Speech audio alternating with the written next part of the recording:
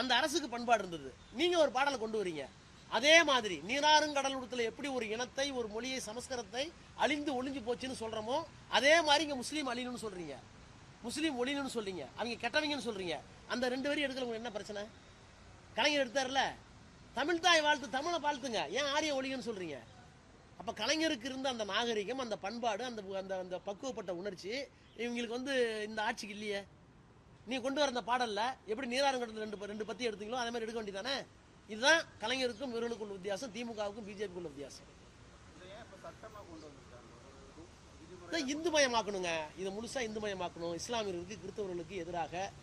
அதுதான் சொன்னேன், நீங்க ஆரம்பிக்கவே தான் நான் சொன்னேன். இந்த நாட்டில் இந்திய தேசியம் என்பதை மாற்றி இந்து தேசியம், இஸ்லாமிய தேசியம், Hindu nationalism and Muslim nationalism அப்படிங்கிற வார்த்தையை பிரயோகப்படுத்தினதை சவர்கர் தான் பயன்படுத்தினாரு. அதுக்கு முன்ன பாட்டு, இந்த பாட்டு இதை நான் சொல்லும் போதே மைக்கை கட் பண்ணி பாஸ் பண்ணிட்டாங்க. நான் கொடுத்த திருத்தத்துக்கு எந்த பதிலும் சொல்ல விடல, பதறிட்டாங்க. உண்மைதாங்கிறது தெரிஞ்சுக்கிட்டாங்க.